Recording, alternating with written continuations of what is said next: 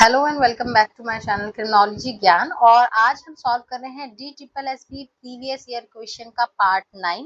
Part 8 तक मैं already solve करवा चुकी हूँ और उसका लिंक मिल जाएगा आपको मेरे डिस्क्रिप्शन बॉक्स में, और या फिर आप मेरे प्लेलिस्ट पे भी जाके चेक कर सकते हैं। अगर अभी तक आपने मेरे चैनल को सब्सक्राइब नहीं किया है तो चैनल को प्लीज सब्सक्राइब कर दीजिए और साथ में लगे बेल आइकन को भी प्रेस कर दीजिएगा ताकि मेरी तरफ से आए किसी भी तरीके नोटिफिकेशन को आप मिस ना करें। तो चलिए शुरू करते हैं। क्वेश्चन नंबर 224 से मुझे स्टार्ट करना है। इससे पहले के सारे क्वेश्चंस जो है अप टू 223 मैं सॉल्व करवा चुकी हूँ। सो क्वेश्चन नंबर 224 कहता है कि one of the following is included in the standards of care and protection in child care institutions. इनमें से कौन सी बातें जो है चाइल्ड केयर इंस्टीट्यूशन के लिए मेंशन्ड है। तो ऑप्शंस देखेंगे। ऑप्शंस है हमारे पास कि सेपरेट फैसिलिटीज होनी चाहिए, 10 साल से कम उम्र के बच्चों के लिए अलग सेपरेट फैसिलिटीज होनी चाहिए, जिसमें इन्फेंट्स की अगर हम बात करें तो उनके लिए अलग फैसिलिटीज होनी चाहिए। देन आपका ऑप्शन नंबर बी कहता है चाइल्ड केयर इंस्टीट्यूशंस जो है वो चाइल्ड फ्रेंडली होनी चाहिए और किसी भी तरीके से वो जेल या लॉकअप जैसे नहीं दिखने चाहिए। ऑप्शन सी कहता है कि चिल्ड्रन होम सेपरेट होनी चाहिए बॉयज एंड गर्ल्स के लिए, जो कि 10 से 14 साल की उम्र के हैं उनके लिए अलग चिल्ड्रन होम्स होने चाहिए। Option number D is children child care institution CICL के लिए और CNCP के लिए सेम ही प्रीमिसेस में होने चाहिए। CICL is child in conflict with law and CNCP is child in need of care and protection. तो देखें, जो एप्रोप्रिएट आंसर है वो है चाइल्ड केयर इंस्टीट्यूशन जो है वो चाइल्ड फ्रेंडली नेचर का होना चाहिए और किसी भी तरीके से वो लॉकअप या जेल जैसा नहीं दिखना चाहिए। चाइल्ड केयर इंस्टीट्यूशंस की जब हम बात करते हैं तो 7 जो चाइल्ड केयर इंस्टीट्यूशंस है उसका जिक्र है हमारे पास JJ एक्ट के अंदर, जिसका मैंने वीडियो बना रखा है। वीडियो में चैनल पर जाकर देख सकते हैं या फिर आई बटन में मैं यहाँ पर लिंक कर दूंगी, वहां पर जाकर भी आप उन चाइल्ड केयर इंस्टीट्यूशंस के ऊपर मैंने जो एक सेपरेट वीडियो बना रखा है आप वहां पर जाकर चेक कर सकते हैं।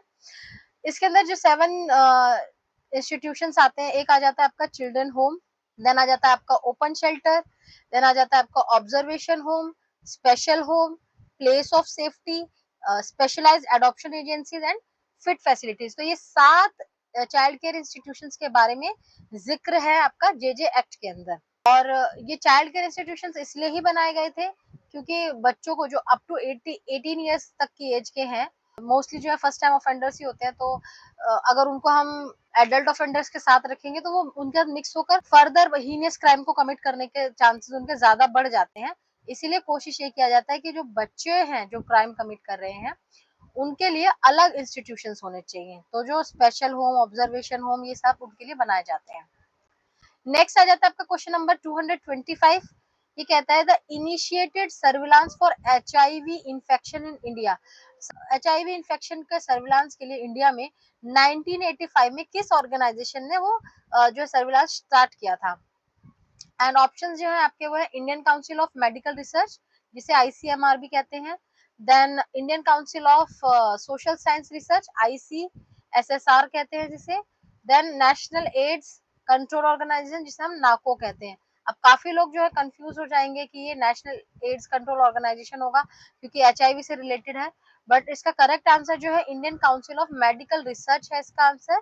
और इन्होंने 1985 में जो है ये स्टार्ट किया था और 1986 के अंदर इनको पहला केस मिला था HIV का इंडिया में, अप्रैल 1986 में।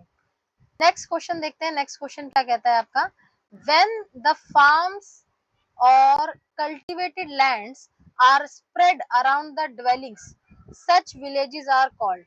ऐसे विलेजेस जहां पर जो जैसे विलेजेस में आपके ऐसे घर हैं और उन्हीं के पास ही जो उनके कल्टीवेटेड लैंड्स होंगे वो उनके घरों के पास ही हैं, तो इस तरीके के जो विलेजेस होते हैं उनको क्या कहा जाता है। And the correct answer is option number A, that is nucleated villages. ठीक है, इसके अलावा आपको और भी ऑप्शन दे रखे हैं, disperse villages, village solidarity, land tenure system. समझते हैं ये सारे ऑप्शंस क्या कहते हैं। डिस्पर्स विलेजेस के अंदर क्या होता है कि आपका घर कहीं और होगा और फिर आपका लैंड जो होगा वो कहीं और होगा, स्कैटर्ड वे में होता है। यहाँ पर कुछ जगह पर कुछ घर होंगे और फिर उनके कल्टीवेटेड लैंड कहीं और पर होंगे। ठीक है, तो यहाँ पे सारा पूरा डिस्पर्स्ड वे में होता है, स्कैटर्ड वे में होता है। घरों के पास ही कल्टीवेटेड लैंड होगा ऐसा जरूरी नहीं है, दैट इज डिस्पर्स्ड विलेजेस।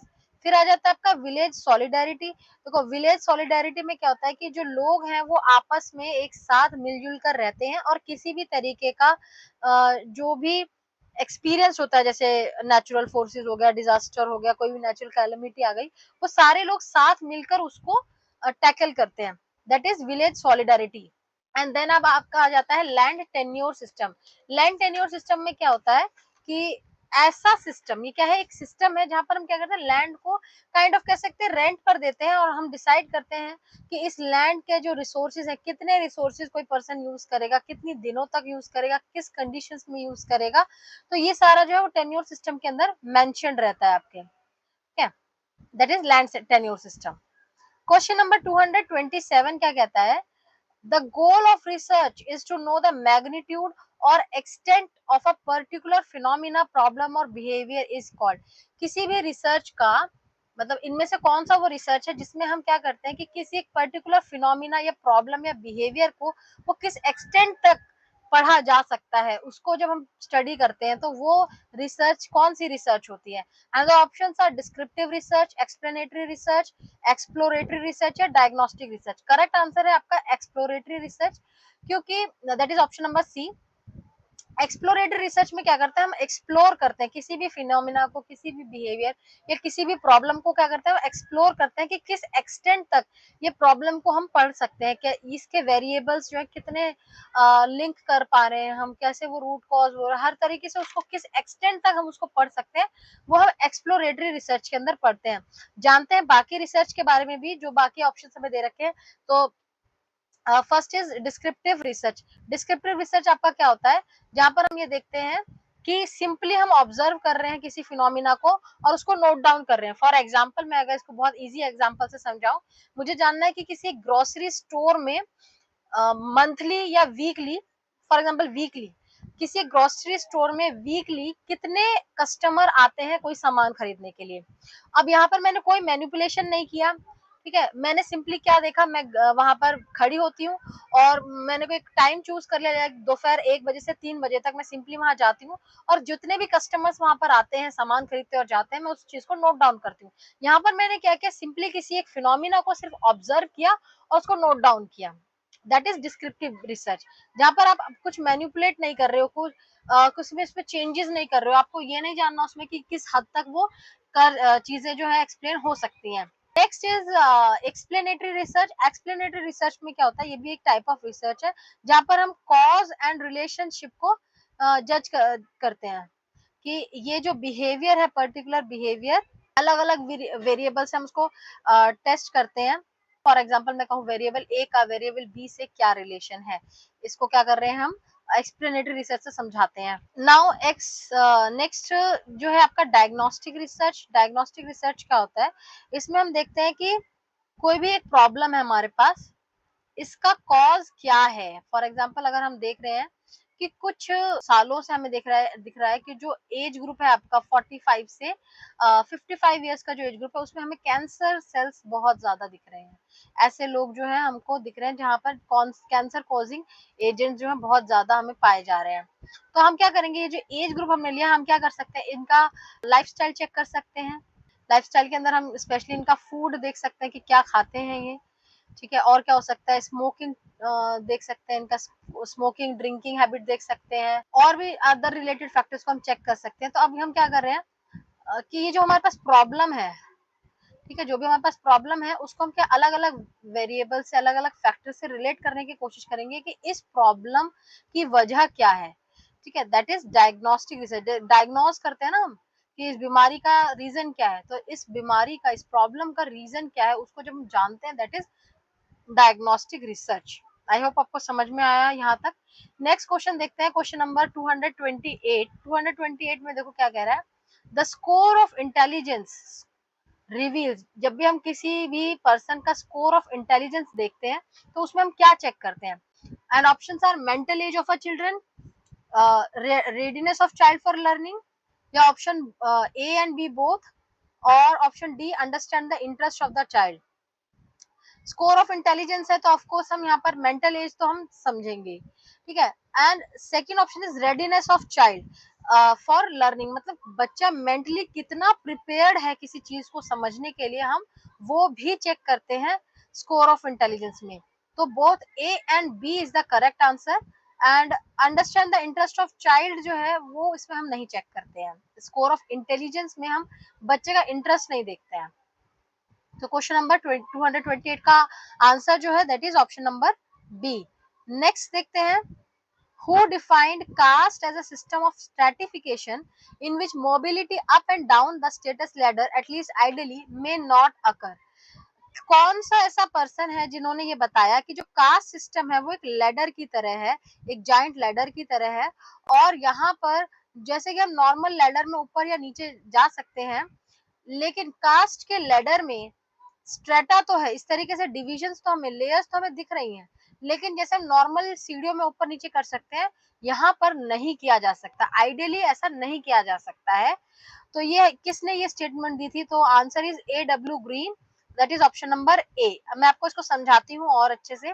तो जैसे लेडर के अंदर क्या करते हैं, जो स्टार्टिंग के कुछ लेयर्स को हमने बोल दिया कि ये हाई स्टेटस वाले लोग हैं, जैसे ब्राह्मण हो गया, इस तरीके के जो हाई स्टेटस के लोग हो गए वो, अब क्या होता है उसमें भी ब्राह्मण में भी अलग अलग कैटेगरीज होती हैं, जो अलग अलग जो भी कास्ट होती हैं, ठीक है, वो इसमें हम मेंशन कर देते हैं, ठीक है। तो ये इस तरीके से क्या है, स्ट्रेटा डिवाइडेड है।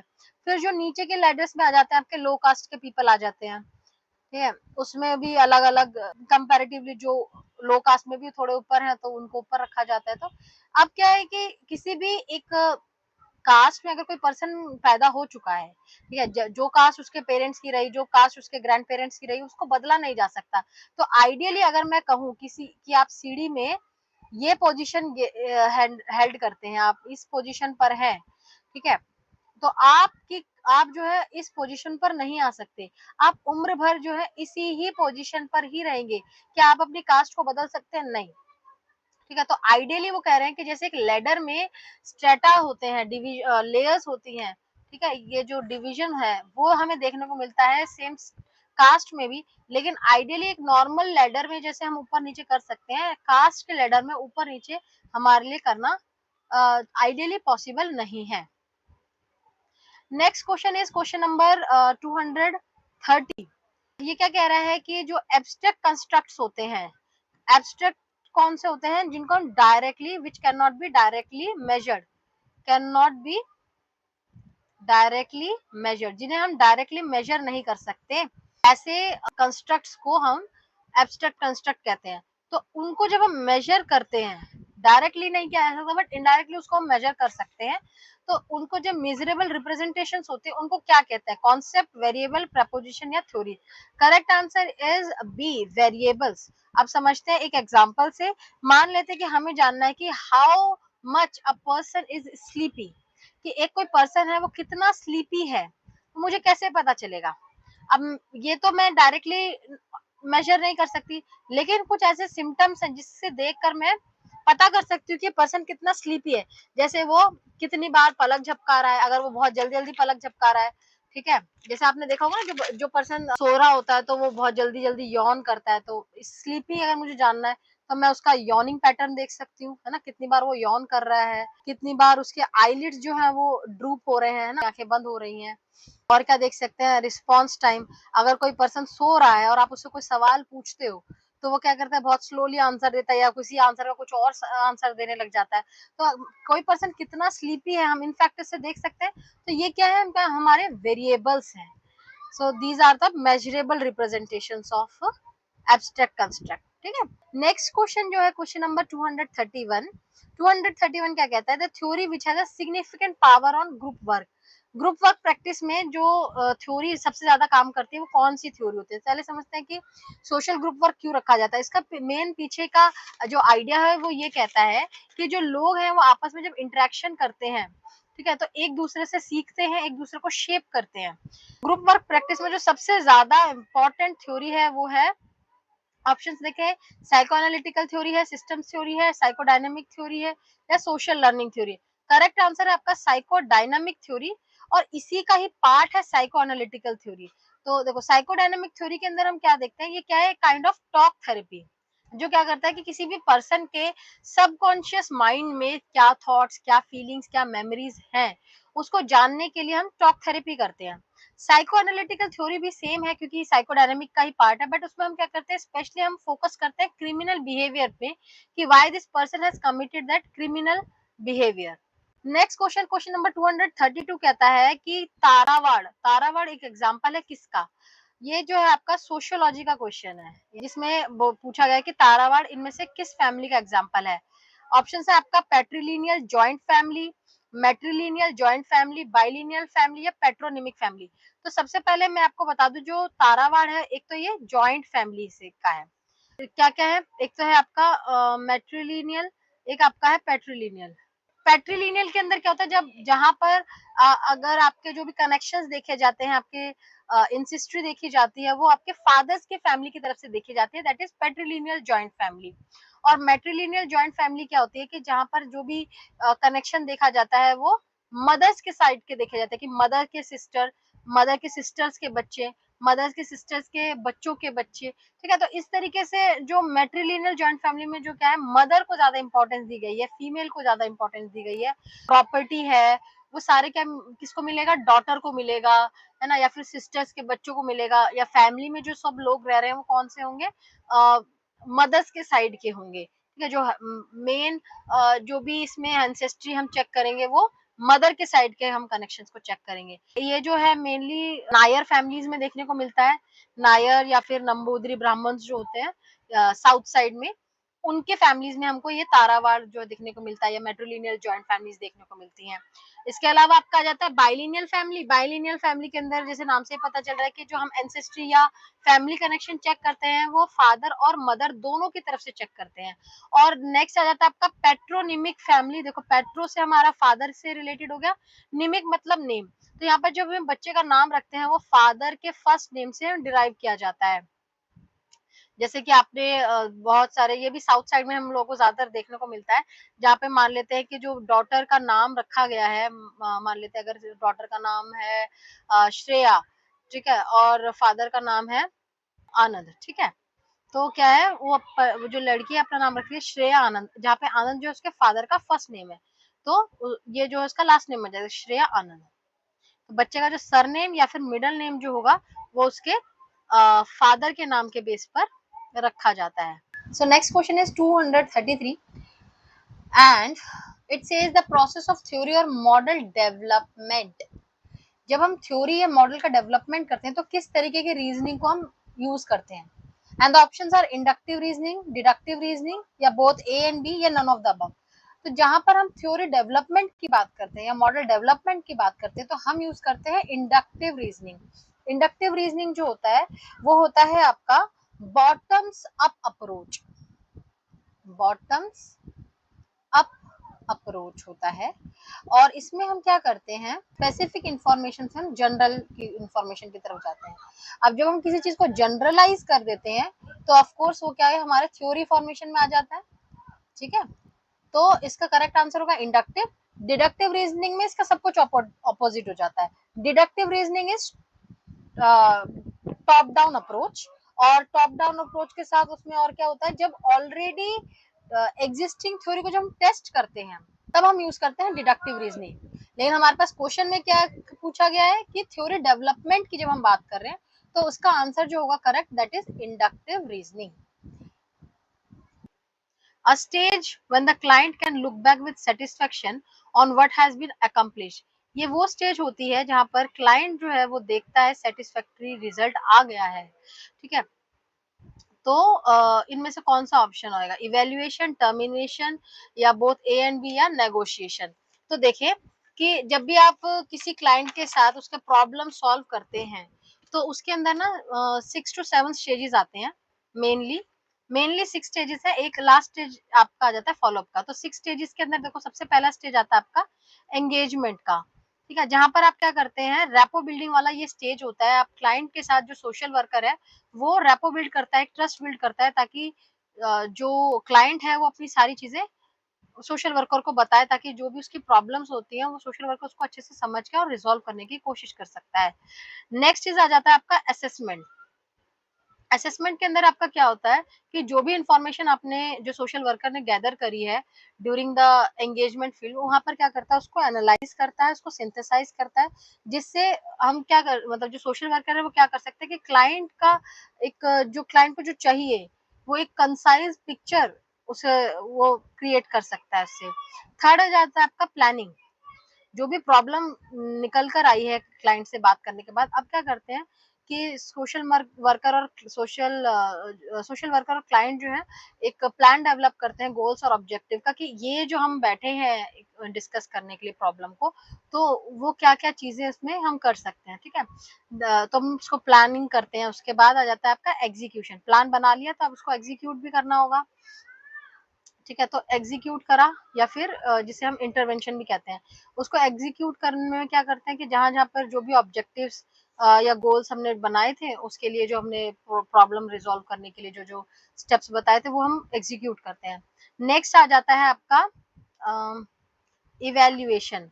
ठीक है, इवेल्युएशन करा आपने कि जो भी आपने प्रॉब्लम्स के लिए सॉल्यूशन बताया उसको इवेल्युएट करें, क्या पॉजिटिव रिजल्ट रहा, क्या नेगेटिव रिजल्ट रहा। अगर नेगेटिव रिजल्ट है तो वापस से हम उस पे पहले वाले स्टेज पर जाएंगे। इससे एक पहले जो स्टेज था जहां पर हम प्लानिंग कर रहे हैं वहां पे वापस उसके प्लान को चेंज करेंगे, किसी से कंसल्ट करेंगे, तो वापस से हम उसको इवेल्युएट करते हैं। एंड लास्ट स्टेप जो आ जाता है आपका दैट इज टर्मिनेशन।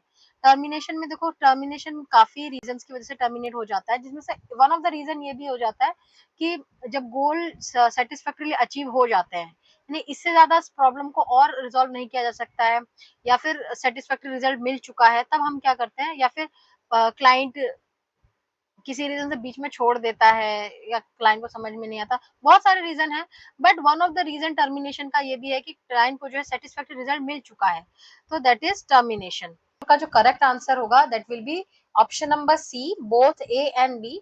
और ऐसा इसलिए है क्योंकि इवेल्युएशन के स्टेज पर भी अगर सभी प्रोसीजर सब कुछ सही हुआ है, प्लान अकॉर्डिंगली वर्क किया है, तो वहां पर भी जब हम इवेल्युएट करते हैं उस स्टेज पर भी क्लाइंट को जो है लेवल ऑफ सेटिस्फेक्शन देखने को मिलता है।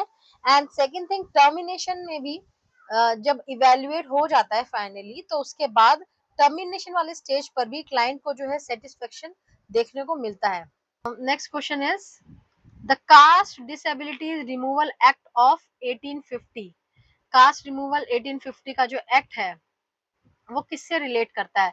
Legalizing intercaste and religious marriage, removal of disabilities and untouchability, या एस्टेब्लिशमेंट ऑफ कास्ट पंचायत, या caste stability. Correct answer will be removal of disabilities and untouchability. ठीक है, देखो आर्टिकल आपका 17 जो है कॉन्स्टिट्यूशन में, वो भी यही बात करता है कि आपको किसी भी क्योंकि आपका ये रिलीजन है या पर्टिकुलर कास्ट है, उसकी वजह से आप जो आपके बेसिक राइट्स हैं उसको आप नहीं हटा सकते हैं। जो कि एक पब्लिक प्लेस में आप जैसे कोई भी रिलीजियस जगह है, जैसे टेम्पल में एंटर करना या फिर एजुकेशन, ये जो आपके बेसिक राइट्स हैं वो सिर्फ आपके कास्ट या रिलीजन की वजह से नहीं छोड़ा जा सकता है आपसे। So that's it for today's lecture. I hope आपको ये पूरा समझ में आया होगा। इसके नेक्स्ट क्वेश्चन जो है, आगे के जो क्वेश्चन हैं वो हम करेंगे नेक्स्ट पार्ट में अपने। इससे रिलेटेड कोई भी क्वेश्चन हो तो आप मुझे नीचे कमेंट सेक्शन में बता दीजिएगा, और साथ ही साथ आप मेरा टेलीग्राम चैनल ज्वाइन कर सकते हैं। सो मिलते हैं नेक्स्ट वीडियो में।